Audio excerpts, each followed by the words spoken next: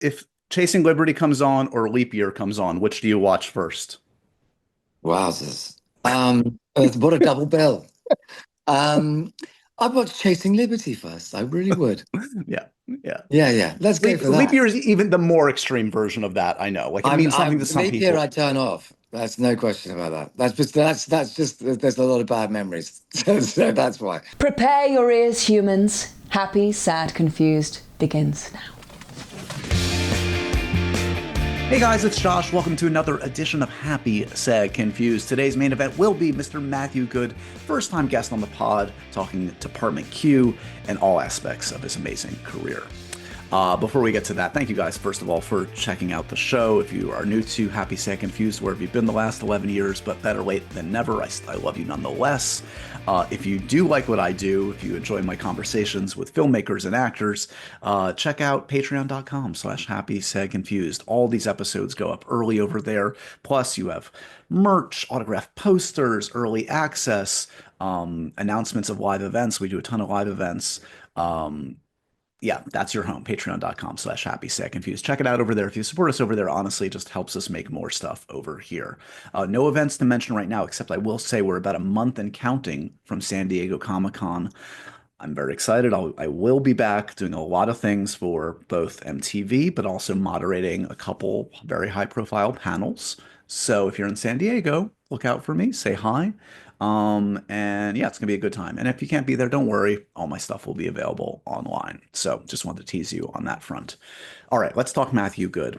Matthew Goode has been on my wish list for the pod for some time. It just has never lined up for the right project, the right timing. Finally, it has happened for a good cause. Department Q is this new Netflix series that you've probably heard about or probably seen. It is based on a series of very popular novels, Danish novels that have been kind of relocated to Edinburgh for the purposes of this series that comes from Scott Frank. Scott Frank is the showrunner, writer, director of the series. If you know his work at all, you know this guy has quite the resume. In recent years, Godless, Queen's Gambit, way back in the day, was a very made his bones as a very notable screenwriter when he was quite young. And early on in his directing career, actually, his first directing effort was a movie called The Lookout, which starred Joseph Gordon-Levitt and, yes, Matthew Goode. So this is kind of a reunion of sorts.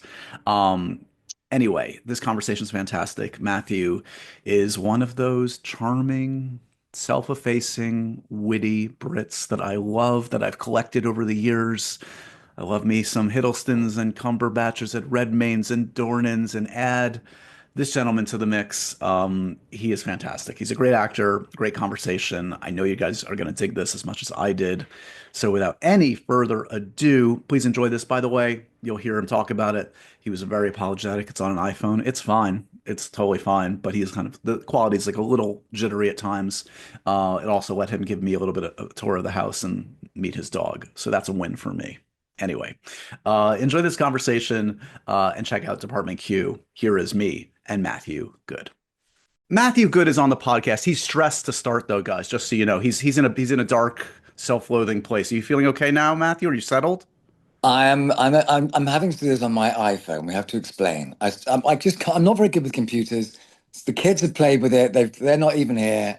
Something's happened. So yes, I'm very stressed. It's But I'm okay. fine now. It works. I didn't know I can do it on the iPhone, so it's great. It's good. You can roam around. You can walk around the neighborhood. You can walk the dog. Whatever you need. You can multitask if you want. I do need to go and walk the dog in a minute, but it's so hot outside. I don't think she'd appreciate it. Um, Anyway, As I very nice to meet you, Josh. Same, Matthew. I'm a longtime admirer. We've never had this kind of conversation. I've probably passed you in passing at little junkets here and there, but finally the deep dive that you deserve today for a good cause. Congratulations on Department Q. You Well, feeling thank you the? very much. You must be feeling the. This is a nice. This is a win. You feeling the love? You feeling? I know that. I've a couple of people in the supermarket have come up to me because I don't have the beard anymore. It's one of those things. I'm pretty. I can slide through life without many people coming up and saying hello to me anyway. So, but a couple of people have been very nice, which shows that it's, I guess, a part of the zeitgeist at the moment. I have no idea. I don't really know. My wife's away. she's taken our eldest daughter. She's finished her exams over to Portugal. So Daddy's got to keep the other kids alive. And That's the main it's very tasks. That and stressful. podcasts. Those are the two Yeah, tasks. Yeah. she makes it look so easy. Anyway, I'm partly joking, but yeah, no, it's yeah, but we're very happy. Me and the rest of the cast are, hoping we get to come back and do a season two. As I understand it, this was the last job you did. You had some time off, as I understand it, right? Are you going a little stir Yeah, crazy? I needed a little bit of time off after this because it was a real, it kicked me in the solar plexus, this one. So and then I just haven't found the right kind of thing I wanted to get involved in, and a couple of projects have gone down, and Yeah. so yeah, I'm going mental. I'm really, if you're made to do a certain thing, which I believe is making films and television, and you don't do it for an entire year, Right. my wife wants me out of the house. I Are mean, you just walking around doing monologues? Are you practicing accents? Like, how are you getting the artistic part of you oh, out of your look, I'm system? nothing. I should be writing scripts, but I'm just, when you work with Scott Frank, you just go, well, what's the point of me writing a Right. script? I'm Right. not going to be that good. I don't understand that kind of structure. It's not just, oh, let's just write a script and write a little story. It's Right. it's really difficult. He's ruined you. Yeah. Yeah. So Yeah. Yeah. yeah, so I'm just drinking and not too much, No. and walking the dog incessantly. The before we get deep into Department Q, one thing you could be filling your time with, and maybe he's busy. Why are we not in season 10 of The Wine Show by now? This seems like the greatest boondoggle in the history I of know. mankind. What happened? Well, he's quite busy anyway, and he's over in New York, and I think he's doing something with John Krakowski right now. And God bless them both, fine gentlemen they are. I don't know what happened to the wine show. I should really ask my brother-in-law, who's the producer, but it sort of floated around. First of all, it was going to be on Amazon, and then it was. I have no idea, but it should come back. I Has believe there's people asking for it to come back, but maybe we'll go and do specials like Matthew and I go to Argentina and drink Argentinian wine and find some Argentinian Welsh speakers or something. I don't know, but I'd love it because he's hilarious. Matthew Reese is pound one for of my pound. favorite human beings. I'm a New Yorker. I've gotten to know Matthew in recent years. Okay, yeah. Love our Matthew Reese. Oh my God, the man is hilarious. And also his missus is just world class as well. They're some couple. The best of the best. Yeah, Do you I get like that. Chef's kiss. just because do you get newfound respect in recent years post wine show? Like, do you get wine sent over to you? Do you feel like there's a little bit of no, nothing? I wish. No, no. I think the older I get, the more I'm just like, we found. I mean, yeah, but if in an ideal world, if you're a billionaire, you could go and buy extraordinary expensive wine. But I found a very nice bottle of Waitrose Claret that's £7 a bottle, and you know what that does me? I don't need expensive wine. I just need volume. Right. But This obviously is the not when I'm volume working business. Yeah, because yeah, I don't want to affect the craft. yeah. Everything in moderation. Everything in Yeah. moderation. All right. So back to this. So we were talking about how yes, the barometer of any success of a show is how much they notice you in the supermarket with or without the beard. But I truly, do think it's good. It really is a good, indicator. If people come up and go, "Hey, I like that. I thought you were writing that." Some people obviously come up also and go, "Why did you do? Why this show is terrible?" no, they don't. They've done that Yeah, to you. yeah, I've heard that before. Yeah, because they really liked the book that something was based on. So, I see. so they were like, "Why is there no blood in Discovery of Witches?" And I was like, "It's above my pay grade," but that was a call by someone. I know, strange for a vampire show. I know, but there we go. Well, okay, so let's gush about Mr. Scott Frank, who is an important gentleman in In your my life in pleasure. particular. One of your favorite topics, I know. Yeah.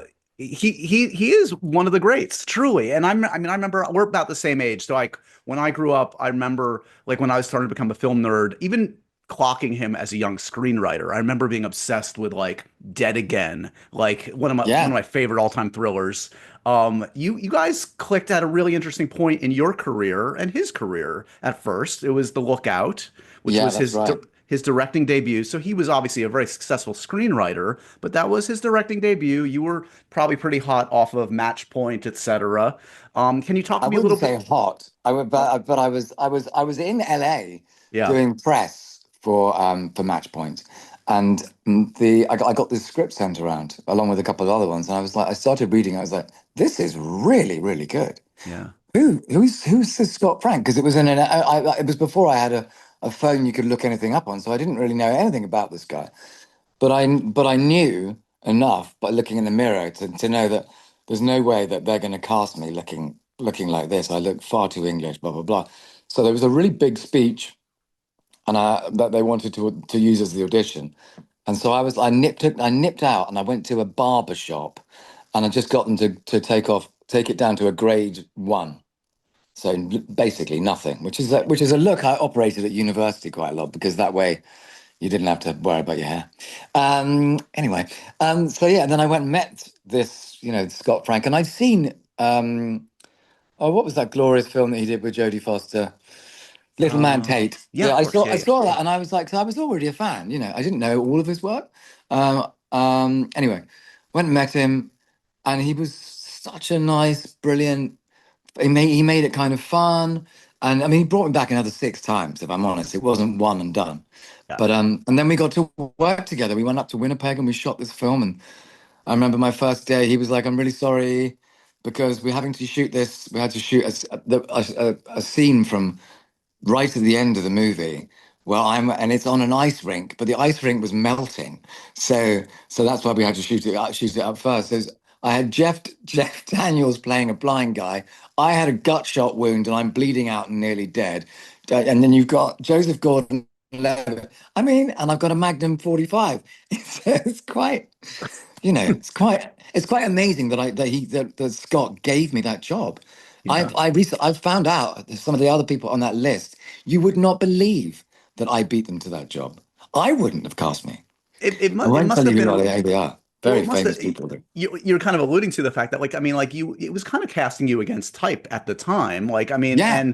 and the fact that, like, you're coming off of, like, I grew up on Woody Allen films, but I also know how he directs Well, me actors. too. It's very famous. Like, he does not really say much. It's not like maybe that rewarding a artistic exchange. And then I you're quite working. liked it. Did you? Okay. I have to I say, didn't want to working put with words in Woody, your I was quite, he rehearses with the stand-ins, which is so funny. And so it's quite annoying when your stand-in comes and goes, yeah, Woody really liked it when I moved over to the thing. And you're like, surely I'm supposed to be doing Is it the one that thing I part of get the to do thing. to make decisions about my character? Like, literally the one Yeah. thing I get to do? Yeah, I don't even do the blocking. Wow. But actually, it was I found it quite liberating. I quite, I think Emily Mortimer and I were like, after we made it through 2 weeks, we're like, I don't think we're going to get fired, love. I think we're okay. Well, that's And that it was was the thing I joyous. was gonna say, is like, that's the thing I would think if I was an actor, I would have in the back of my mind. He's like reshot portions, Oh, a like lot of entire times. films. I mean, I know. Michael Keaton was fired from Purple Rose famously. I mean, like, this is Yes. not unusual. So that would I always be thought he was a creeping in my mind. sweetie. He was really nice. He didn't speak to us that much. We just got on with it. And Okay. and the day was quick. We were home by 3:30. Can't Who quarrel with doesn't like that. shooting quickly? Yeah. 1 or 2 takes, moving on. You got to Bosh. get a Clint Eastwood movie before he packs it up too. That's Oh, the I other one. know, and I love the fact he never says action in your own time. That's right. He doesn't want to get the horses upset. That's apparently where that came from. It's what makes, yeah, exactly. Or Yeah. the lens monkeys.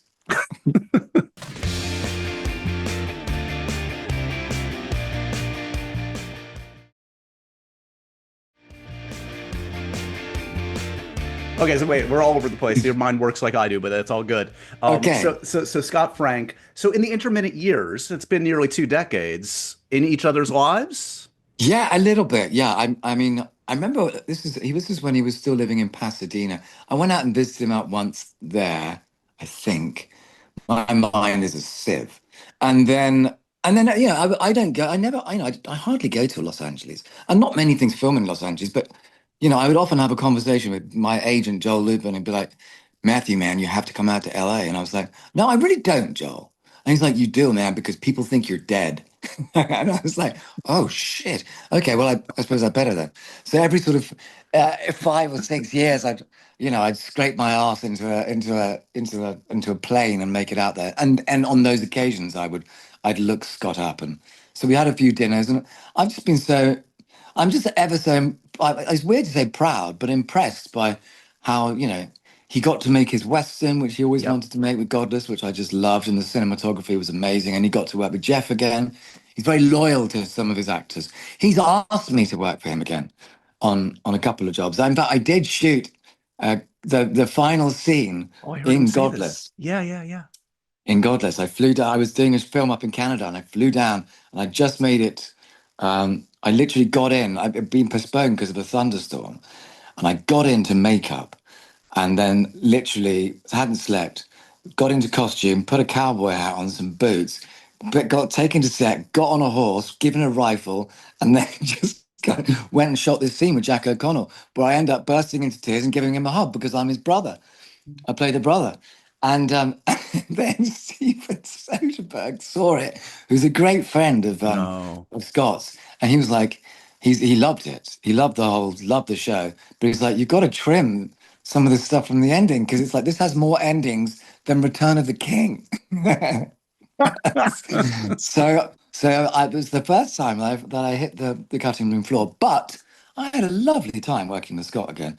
And maybe that wet our whistles to try to do something together again. But once again, I could never have expected that he would have cast me against type, I suppose. I mean, certainly he knew that I could do this, but because he has an in, he knows me and he knows just how dark I am.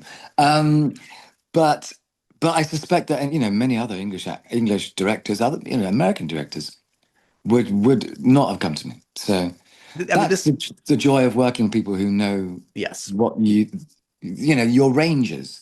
There's a lot of actors out there who've got loads of range, I'm sure, but they just never get to show it, Yeah, which is, it's the curse of success in one realm is they obviously I suppose typecast you so, in yeah. the yeah, yeah, yeah. And no, I mean this one, I mean beyond just the Scott Frank of it all, which is a huge part of it, has so many wins for you, I would think, as an actor. The character itself, the ensemble, the amazing ensemble, the very palpable setting. Yes. This is a joyous special. This is like top tier experiences for you. Is that for all the reasons I mentioned? It's definitely one of my favorite experiences on set, and that's. I mean, let's talk about how he transposed this novel first of all, because it's meant to be set in Copenhagen, but bringing it to Edinburgh, which is a kind of similar sized city, probably a bit smaller than Copenhagen, but again a port city, and it has this incredible beauty to it, which is akin to Copenhagen, but it also has this medieval history. It becomes a real part of our show. And I'd never been to Edinburgh before, even though I was 47 years old. I'd always gone to the airport and then gone up to other places. But so that was wonderful. That part of it, being in new surroundings, but also this character that he'd given me. But he makes by making him English. That's very different to the novel. Right. Making me this outsider, which I think works spectacularly well. And then what he's also, because Scott's a brilliant writer, he's given me not just tropes left, right, and center around me. He's given me strong female characters left, right, and center. He's given me, and some of the really great Scottish actors of our time at the moment. They're just permeating it through our piece like you wouldn't believe. So. I wanted to work, but it was like a Scottish actor bingo card. You're like Right. Shirley Who's Henderson, here today? Yeah, tick. exactly. Yeah. Kelly MacDonald, tick. Yeah. Mark Bonner, tick. Jet Sivers, who I sat on a biffer, the British Independent Film Awards. We were judging it one year, and I haven't seen him in 18 years, but I loved him, and I've seen his bits of his work, and so to have him play my partner, with Shangri-La. It's also, I've heard Scott talk a little bit like, it's kind of his homage to like the police procedural. I mean, this is like a tried and true, Oh yeah, I mean. wonderful format Yeah, that we he's all been heavily love. involved in doing in crime in one Yes. way or another, either Elmore Leonard or Get Shorty, Monsieur Spade most recently. Right. Um, Right. I think Scott's. I don't know who I would compare him to. He has sort of Sidney Lumet tendencies, as I would say, which is probably the best. I think he's a sort of second coming of him That's a good in, company in to be his in. How many, in his how own many, way. Yeah. how many focus groups had to decide on the beard? You mentioned the beard. Was this a big conversation? Um, yeah, that's what Scott wanted. Yeah. That's what he wanted. He and I was like, I don't. I said to him, look, I don't really operate a beard in life in general. I did. I'll have to let. So I started growing one. I was like, I don't even know if I can. But it worked. Yeah, it came off. It was after a month. I was like, I think I've got this. Um, Got the hang of this. so Yeah, it takes a lot of skill to grow a good beard. And doesn't it just? does it change your, I don't know, does it change your demeanor? I mean, if you gain 30 pounds for a role, that changes your walk. Does growing that beard and Yeah. seeing it in the mirror every day change how you carry yourself? I wouldn't say it was just the beard. It was kind of just because, and that was one of the reasons that Scott was like, "There's no point really reading the book because I'm changing so much, and your character sort of doesn't really exist anymore in the sense of, you're not from Denmark. None of the book will make sense. So let's come up with Right. our own ideas about where he may have come from, sort of socioeconomic, political background of him." Which actually he's taken a lot of that out, which I find very interesting because Mork still is a bit of a mystery. They're like Akram's a total mystery. I mean, my favorite character in the whole thing, probably. Um, and that's great because it is. I think it's he's taken some of that stuff out in the final edit because fingers crossed we get to come back and do it again. Right. So we want to drop that in a later date. But because I was on the inside of it and knowing some of the background, good and bad. I try. We don't really rehearse anymore, and I kind of like that. I mean, a fraction. We did a read through, which was quite sort of fun in its own way because you get to see sort of what people are going to do with it, Yeah. but not really.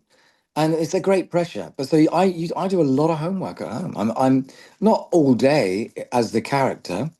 Um, but I'm in my house doing certain things as Mork, or I'm going out into the wild as Mork, and trying him on for size.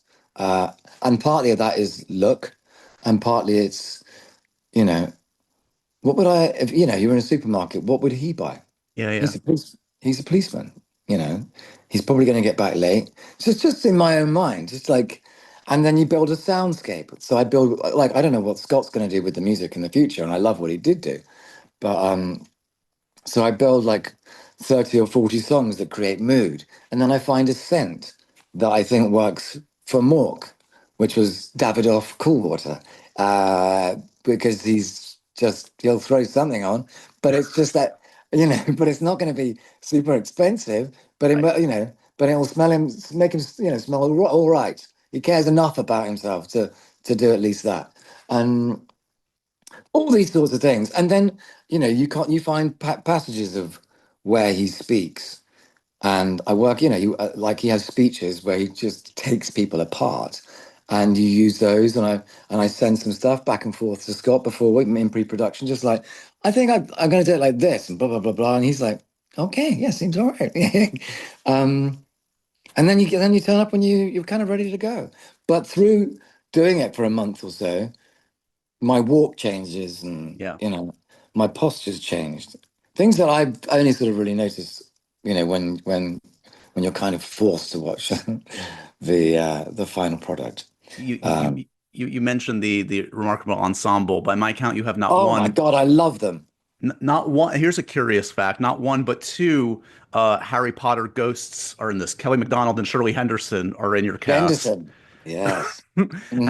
Does this win you? I don't know what ages of your kids if they grew up on Harry Potter. Any cred by dad working with two Harry Potter actors in this one? I didn't- They could care less, honestly. That if I don't know if I was some sort of weird influencer who plays computer games, my son might like me. Um, But he That's doesn't your even next like me, career. so You're he's going to be not. an influencer. I Yeah. can't even get him to watch Star Wars. What's I'm happening like, to what kids? is wrong with What? you? I know. No, my daughters would be. I don't, but they haven't watched it, so I can tell. I'll tell them tonight. I'm sure. I can tell one of them tonight because the other one's in Portugal. But I'm sure I'll get this. Mm. So, but I quite like that. You know, Yeah. The what do you other way want? is unhealthy. You don't want too The other much. way is so unhealthy. Daddy, Daddy, I loved you in this, Daddy. It's so good, Daddy. Shut up. Yeah, no, it's great that they could care less.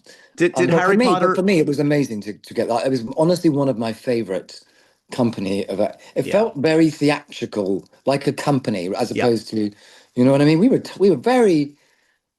I mean, I'd like to say we were really tight. Certainly, we were tight on work days, but all of the other actors were living in Glasgow. So they'd go home at night. It was only Alexei, who plays Akram, who were actually staying in Edinburgh. So it was quite, and it was great, I suppose, in some senses for me. It was a very lonely job. I mean, I was crunching lines. I mean, I started off, you're sort of 2 months. I got the first two scripts off by heart. right. That was fine. And then it's just, and you get rewrites and blah, blah, blah. And so you're just in a daze of, Yeah, I but mean, it you're was in pretty it. You're doing exhausting. one episode thinking to the next, so Yeah, it's yeah, yeah. And then you make the mistake of going home on the sleeper train on the Caledonian sleeper, which was great. But then you come home and you're like, why have I come all the way home? Because I'm stressed and I've got lines, so many lines to learn, and I can't be present. So I think if there is a season two, I'm going to make sure that some weekends I go, honey, I love you, but as you said, there's no point coming home if I can't be present, and then you can just do. It's one of those jobs where you have to be in it. yeah, Unless, of course, Scott decides that he's going to give my character a hiatus and he's going to make Akram the center of the story never. for season two, which could happen. Let me ask I you, did since say to Scott we should have him trained up in Krav Maga.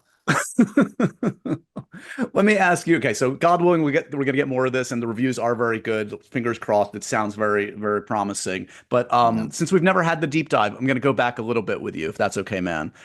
Okay. I've talked to a lot of your contemporaries over the years. I don't know if like you intersected with them. I'm curious. Like, were you part of kind of like that Cumberbatch, Hiddleston, Redmayne, Dornan? Like, there's like a big kind of smaller, expanding group in your age group. Is that your crew? Like, who is your crew coming I of don't age as really an have a actor? crew. Um, I mean, I, I mean, I saw Eddie and Charlie Cox a Right. little tiny bit when I was out in LA, but they were out there. They'd be out there for a whole season, pilot season, and so I just sort of crossed paths with them, and I knew Eddie, and I love Eddie. He's such a sweet boy. Um, and I occasionally saw Eddie at functions, and my wife likes Eddie because he actually listens and talks to her, as opposed to just banging on about himself, which is He's a very kind man. what some Yeah. other actors do. So Never. Yeah. he's world class. Jamie, I know a little bit, and I really, because he's hilarious, Dornan. I mean, he really is. He's one of the funniest people you meet. And I think someone should make him a comedy star. Someone should get him into more of that stuff because his Barb timing and is Star. tremendous. Did you see him in Barb and Star Go to Vista Del Mar? He was amazing in that. Oh, I didn't Very see that. funny. Oh, he's I didn't see amazing. that. Yeah, Oh, yeah, I'll save that up for a rainy day. yeah. Um, so I don't, and I saw, so I sort of knew them. I was never part of a group though, you know. Okay. Um, I don't know why that is. I don't, He's a well, loner. I He's on wasn't, his own. people didn't want me to be part of a group. No, Is that no, what it no, is? no. No, I just So sort of like, I always think it's quite healthy not to be, I was just a bit out of it. You well, know, I had friends who worked for the government and right. other stuff, you know, but real people. People of substance. Um, Yeah.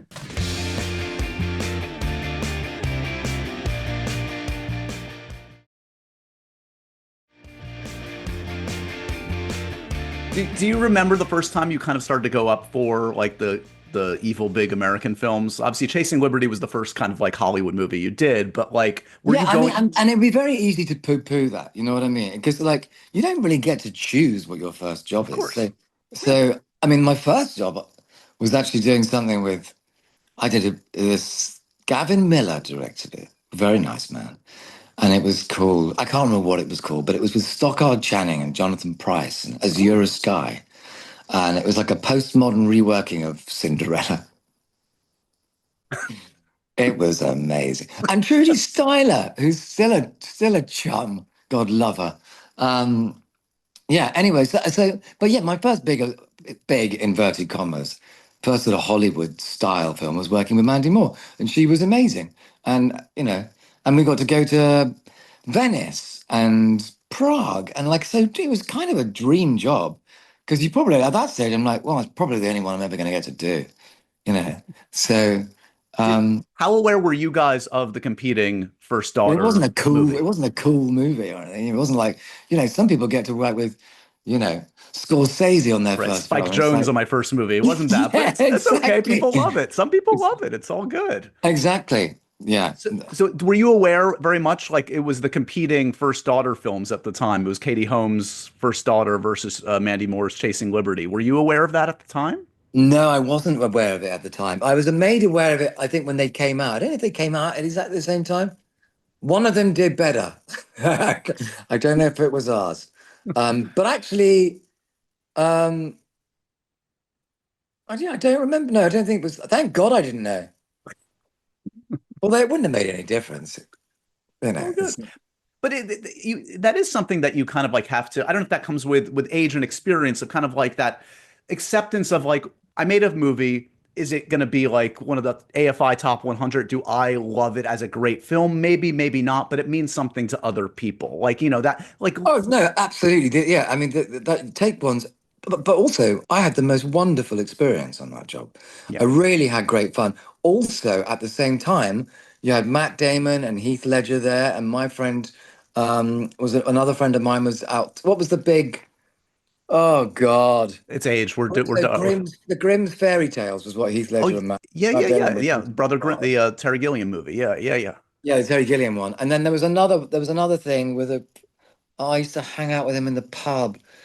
Oh, Ron, he's dressed as like the devil with a In big which hand or whatever. in the same movie? No, it's not the same movie. He's got his own movie. It was like he plays like a little devil who smokes a cigar, red. He's also in Sons of Anarchy. Ron Perlman. Oh, Ron Perlman. Oh, he's a character. Oh my God, that Yeah, guy. so whatever his comic book thing, Oh, that was shooting Hellboy, at the Hellboy. time. Yeah, yeah. Hellboy, yeah. And my mate was in that.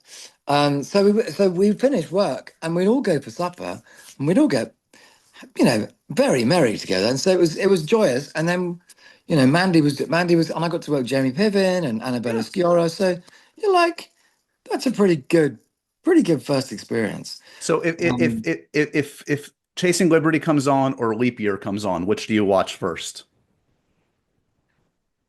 Wowzers. What a double bill. Um, I'd watch Chasing Liberty first. I really would. Yeah, yeah. Yeah, yeah. Let's go for Leap that. Year is even the more extreme version of that. I know. Like it means something to some Leap year people. I turn off. That's no question about that. That's just there's a lot of bad memories. So that's why. Um, It's just one of those productions. It wasn't your thing. You weren't feeling it. It was just not no, right. it wasn't. No, it wasn't that. No, lovely people involved. Ireland's incredible. Um, Stuff that's it's just lost in the sands of time, really. But Yeah. actually, remarkably similar plot to Chasing Liberty. Right. Right. I don't know if, Yeah. yeah. So let's talk about happier times. Watchmen still stands the test of time. What an accomplishment that Zach did. And I mean, I God know, bless Zach. Yeah. I mean, my gosh, what a leap, what a challenge. And he was really able to execute it. And it was so well cast, including you, obviously, in this iconic part. Did you? I thought so. You were going to disagree. Come on. I mean, I was a bit young. Well, here's what I'll say. Were you aware at the time, like that part was like it's Tom Cruise, it's Jude Law, it's like it's perfection. You're playing Well, I was perfection. aware, my friend. I walked into my costume fitting, and Jude Law's face was on all the things. So, but I didn't mind. I was like, I honestly couldn't believe that they'd given me this job. I don't know what. I think he'd seen the lookout or something. Goodness knows why he made the jump. But um, yeah, I mean, Tom Cruise would have been amazing in that film, but it would have cost them an arm and a leg. So, I guess You know that's what the Zach, cost. Zach told me? I talked to Zach like a year or two ago. He told me he did Yeah. talk to Tom, but Tom wanted to play Rorschach. Of course he did. He might have been great at Rorschach. I don't know. I mean, he could have But done it. Yeah, I amazing. mean, Yeah. that's the thing. And, I mean, speaking of which, I mean, he did a brilliant job on Rorschach. Oh, Jackie He, Earl. Yeah, amazing. Jackie, Perfect. Jackie just, knocked it out of the park, as they say in Yeah. America. So yeah, I wish I hadn't overthought it. I mean, if you really want, I mean, I wish I hadn't tried to give him a kind of German accent when he's, full American in public, and then a kind of softish German American accent. I could have just made it easier on myself, because then people just go, he couldn't hold his accent. And you're like, okay, Like I understand why you might think that. But it was a wonderful experience. Again, really great actors. Paddy Wilson, Billy Crudup's still a great friend of mine. I mean, I love. I mean, the laughter I had working with Billy Crudup. He's quintessentially one of the finest actors around. Oh, I mean, seriously. yeah. And if I ever get back on stage, it's going to be with him for I was sure. gonna say his stage work especially is really Yeah, amazing. Yeah. man. Yeah, but he's just also such a sweetheart, and we had a lot of giggling. But it's very difficult when he's also wearing pajamas and he's got 1,000 dots all over his face and some ping pong balls when he's standing on a chair, and you're like, you know, it's difficult. It's difficult to keep a straight face. But That's anyway, why they so that's why they he pay you the big forgave. money. Yeah. Yeah, he forgave me. Yeah, it was. Is It did. I think it stands the test of time. I don't think it. I mean, I don't really know. If something goes out in the world, I don't spend a huge amount of time checking up on it. Does that, you know what I mean? It's just yeah. sort of out there, and I haven't seen it since we went to the premiere. So, I I would revisit it every imagine year it or two. stands the test It's of time, though. I thought it visually it was very terribly faithful to the yeah. comic, Yeah. or to the graphic novel, I should say. Yeah, I don't want to get into trouble. Very apart from obviously the giant squid, which I think might have been a leap too far. Right. So I- yeah, Is but is that is that that's around the time that you did go up for Bond at some point? Was that around the time you got your shot at a Bond audition? I didn't audition. I went in and met Barbara. So I didn't get to the audition, but it was quite a funny one because, and she's gorgeous, and just lovely, lovely person. Yeah. You're invited into this blooming great offices that's very close to the sort of Hard Rock Cafe on Piccadilly, right in the centre. It's like quite a grand place to have your office. Um, they can afford it. And and I remember she'd given up smoking recently, but she allowed, and that was back when I was still properly smoking. It's Marlboro Reds. God, what was I thinking? And so she let me smoke in the room, and she was like, "So what's your idea for Bond?" And I was like, "My idea for Bond, we've got to take it back to the books. Really, we absolutely have to make this guy an alcoholic, a drug addict. He hates himself. He hates women. He hates a lot of people. He's and like he's in deep pain. He's brilliant at killing people. I like really like that. I think by the end of the interview, she was like, "Mm-hmm. Next," because I wanted to make it really dark. Yeah. Um, but what I should have said was, but also incredibly charming. Yeah, but Uh, but also so accessible to children of all yeah, ages. yeah. But I think, ultimately, what they did get was Daniel Craig, which is, and Daniel just, I've never met Daniel. Actually, that's not quite true. The Golden Globes once, I got a tap on the shoulder in the smoking corner where you meet the finest people. Yeah. And I got this tap on the shoulder, and I turned around and I just got zapped from a foot away by Daniel Craig's like just incredible blue eyes. And I was like a fly being drawn into in a butcher's shop into one of those machines. Like that. And he said, "Any chance I can have a light?" And I was like, "Yes, of course." Because I'd just seen him as well in a really great in Sam Mendes's Oh, Road to film, which, Perdition. Yep. yeah, and Yeah. I said I have a real soft spot for that film. I really, well, partly it's mostly because of Conrad Hall and the beauty Gorgeous. of it's Yeah. just insanely shot, that film. Yeah. He Yeah. deserved that posthumous Oscar. A So, part of me died the day that Conrad Hall died. I know. It really did, because I was like, God damn it, I really wanted to work with him. Were you, but back when you Um, were auditioning a lot, I assume you don't have to do that much, if at all, nowadays. But did you relish that opportunity, or were you a nervous I'm very auditioner? happy to. Yeah. Always nervous. I mean, the classic thing is the more you want something, the more nervous you're going to be. Right. And so some of the jobs that you've gotten, it's not that some people say, "Oh, I went in, I didn't give a shit about it, and I got the job." And you went, "God, I've never gone into something, never given a shit about it. I've just said I don't want to go and audition for something if Right. I don't want to waste anyone's time. Right. Least of all mine, but certainly not the casting director and whatever. If you don't connect to something, don't go. Um, because actually, if you're going to give a crap audition. I mean, these days people don't know. I mean, I think it's going to come back to bite the industry in the arse a little bit, because you can't consistently tape people who's particularly the younger ones who have no experience of being on a set. I'm Right. sure people do have a second audition and then they must go into rooms and meet them, because if you can't do it in a room in front of 3 people, good luck on a set, because on the day your nerves are going to be up, your hackles are going to be up. Yeah. It's a You might whole not have it's worked. a different skill set to like tape yourself on a camera in your home. I mean, you can do a great Everyone's on. comfortable in their own home, Yeah. to a point, because you can just go again, go again, go again. Yeah. You can fincher the hell out of yourself if you want. I did 180 auditions, and by the end, I stopped acting. Perfect. Um, Yeah. but yeah, so, but do you know what? If there's always going to be stuff that's competitive, and it's like, I'm very happy to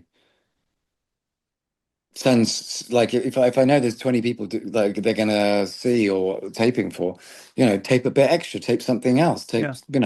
go to a level where you think, oh, that's interesting, or sometimes they're thinking about you.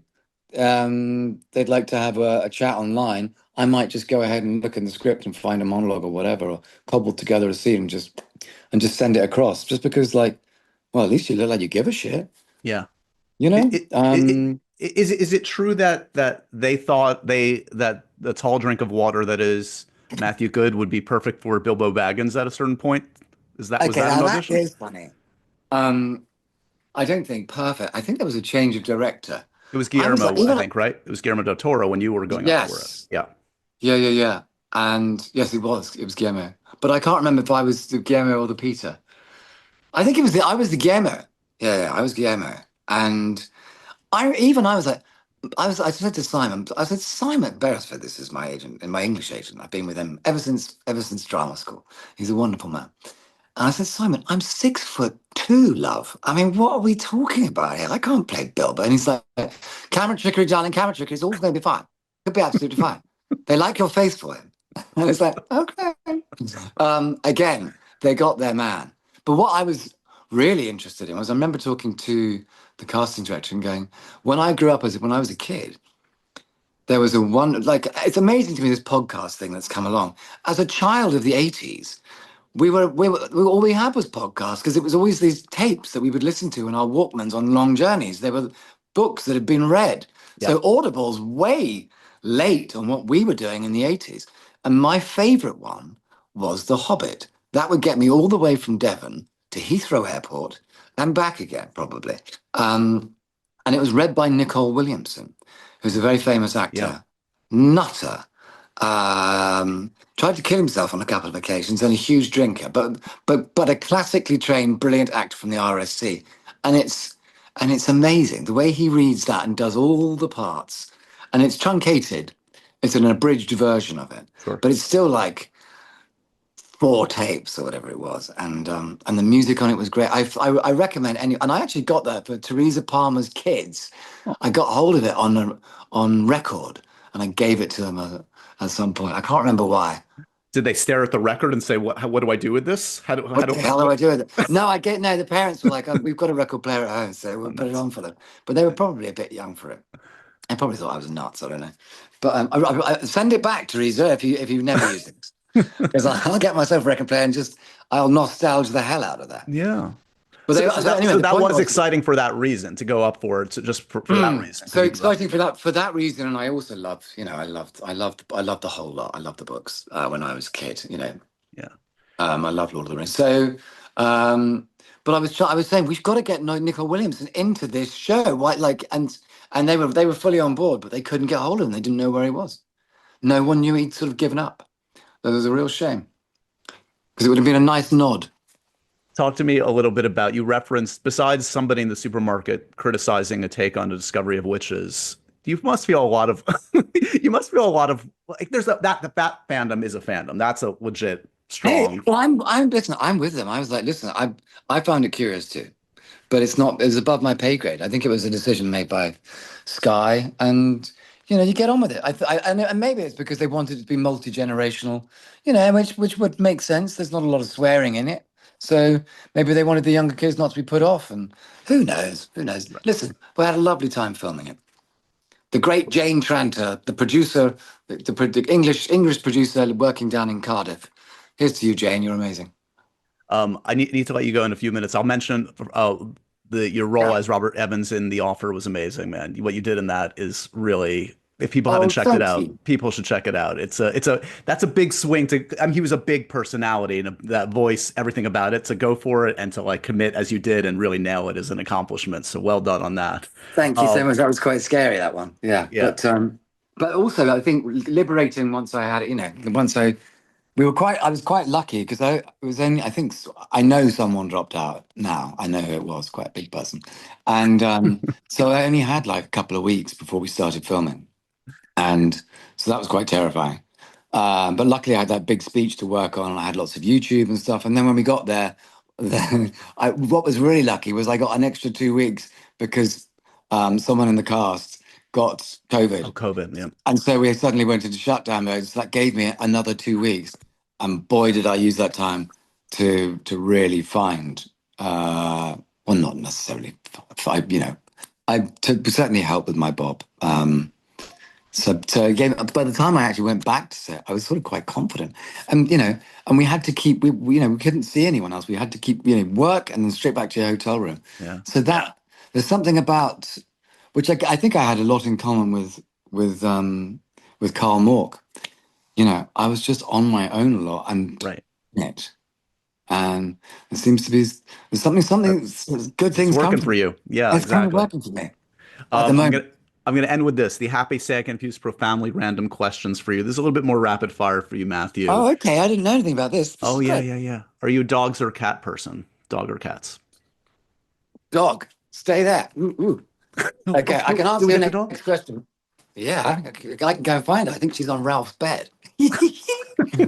Cameo from Matthew Good's dog. What's the dog's name? Yeah. Well, now that I'm on an iPhone, I can move. You see. I love it. Let's use it. The dog's name is Suki. Suki. Mine is out for a bloody walk. hell, she's gone. She's moved. Suki is AWOL. We'll find her. No, I'm not. This podcast is not going anywhere until this is like your version of Taken, but trying to find a dog.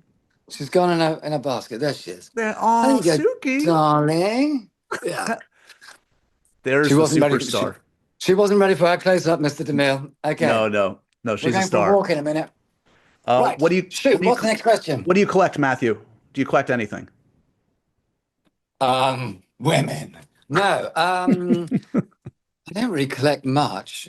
God, my wife would say golf clubs. She's like, why do we have so many golf clubs and why do we have so many fishing rods? I'm like, I've just sort of gathered them over the years. She's like, could you gather some of them and throw them out? That works. We've gathered a few children. Yep. Got 3 kids. Yeah, that's probably my finest collection. Do you have a favorite video game of all time? I thought you were going to say, do you have a favorite child? Yeah, we can get to that too if you want. I was going to say, what, Josh? Do I have a favorite video game? Yeah. I don't play video games anymore. But I mean, I would go with. God, that's a really good question. Back in the day, there was a video game called Chucky Egg that I used to play on the Acorn Electron. This is wow. These words mean nothing to me, but I'll trust you. Chucky Egg was quite a good game. But to bring it up today, I mean, I spent a lot of time when I first became an actor playing Tiger Woods golf. Noticing a theme. Arcade game, babe. But remember the big old ones? Yeah. Double Dragon. Good one. Yeah. We got it. There we go. This is the Dakota Johnson Memorial question. She asked me this once. I ask every guest this. Would you rather have a mouthful of bees or one bee in your butt, Matthew? Jesus, that's a weird question, isn't it? Yeah. Talk to Dakota. Take it up with her. Dakota came up with that one, did she? Yeah. All right, baby. I'm going to go. I'll go with a mouthful of bees, love. As a man who seems to be losing some of his top lip, I seem to be losing the color in the top lip, which is not uncommon for a gentleman of my age. Right. Maybe it'll bring that fucker back. I rather miss it. I don't like not having full lips anymore. I'm degrading day by day. No, you're not. Last actor you were mistaken for. Who's the last actor you were mistaken for? The last actor I'd ever been mistaken for? No, the last actor you were mistaken for. Do you ever get mistaken for somebody? No, I don't. No, then everyone can see me coming. Um, There's, have I been mistaken for anybody? there's only one Matthew Good. It's okay. You're No, singular. but it's really right. It's really sad. I don't know. It's not sad. What's the wallpaper on your phone? I've got a shot of my dog on the beach. Well, I've got Suki. several. Nice. I've got several. There's You so rotate. when I'm into the phone, it's this. It honestly looks like a painting. I took it in Cornwall on the beach, and I was with the dog, and like it's just perfect. Like the composition, the water looks blue, and it's just amazing. Total accident, obviously. So that's that one, and then the kids and my wife. It changes every time that comes up. Yeah. Pictures of Because your golf clubs, your favorite golf clubs that you just want yes, to of look at. course, yeah, Yeah, yeah. all of the Mizuno blades that I love. Your My true pride and joy. MG37s. And what's the worst note a director has ever given you, Matthew? That's a brilliant question. What's the worst note? Oh, okay. Okay. Now I've got to be very careful here. No Very names. careful. Okay. Because I once worked with a director who was he couldn't be asked to go to set because he was having his lunch. And he just said, he berated, can't you see I'm fucking eating? Was what he said to the first AD when he came and said, we're ready to go. And I was like, okay, so you do it. So I went out and as I was going to set, he said, just make it look fucking cool, yeah? Right. Frankly, I didn't need a lot of direction from him. Oh my God. I mean, good advice for life generally. Just make it look fucking cool, Matthew. Just come on. Yeah, okay. I mean, yes, I mean, in real life, I mean, I suppose that is one way to go. Oh God. That's amazing. Anyway, Yeah. it worked out. It worked It out. worked out. It's all fine. You're here. You're Yeah. standing tall. Department Q, ruling the roost. You're all good. Yeah, well, I don't know. I think it's a number one in the UK, which is pretty cool. So Congratulations. Well we'll take that. deserved. You and Yeah. Scott Frank, we need to keep the magic going. Hopefully, more seasons to come. Oh No, yeah, I love it. I'd truly, like to work with Scott on something else eventually as well, you know. yeah, don't let him cut you out. Don't let Steven Soderbergh see any cuts of his But stuff in the because you're future. gonna get those jealousies where because I was playing golf with Jack O'Connell in Dallas for reasons why I can't remember. And I literally was like, so what are you up to at the moment? He's like, I'm just about to play I'm playing a cowboy basically in Scott Frank's Western. And I was like, excuse me? For the lead in That's like, my world. What are you the talking Western, about? the film. He's like, it was a film. I was like, I know the Right. script. He told me he wanted to make it, and he's making it into a television series. And you're going to be doing it for 6 months, and you need to learn how to be on a horse and do all this stuff. That's so fucking cool. And your character name is Jack Good, and it's spelled the same as me. Mm-hmm. Why would I be jealous? You got what you deserved in the end. You got your Department Q. I know, You're I back. know. I'm only kidding. I'm only kidding. I literally phoned him up immediately and said, "I'm so pleased you're making a Western." Also, Jack is a Jack phenomenally O'Connell's talented amazing. actor. Yeah, he's He's someone killing I'm it. always like, "Oh, we're going to work together at some point." Um, Yeah, he popped up. I just saw 28 Years Later. He pops up in that, and he's big in the yeah, I sequel. think I'm very that's excited. what I heard. He's going to be in the next one, but he also pops up in the Sinners, recent, yeah, which I haven't seen yet, but everyone keeps saying is great. highly recommend. Highly Yeah, yeah, recommend. yeah. I'm going to go and do that. But he brings a bit of danger with him, which I love. Um, Yeah, he's a really sweet guy. As do you. A Anyway, little danger from Matthew Good, always. Everybody check out, if they haven't already, check out Department Q. You kill it in this, man. Congratulations. thank you, sir. And this was such a blast. Thank you so much for the time today. I Josh, you're a appreciate it. star. I've been told you could get a good interview with you, and it's absolutely true. We did it. We So nailed it. I'm sorry it was on the iPhone. It's okay. Next time in person, perhaps. We'll Yeah, see. that would be great. Yeah, I'd love that. Yeah. And so ends another edition of Happy, Sad, Confused. Remember to review, rate, and subscribe to this show on iTunes or wherever you get your podcasts. I'm a big podcast person.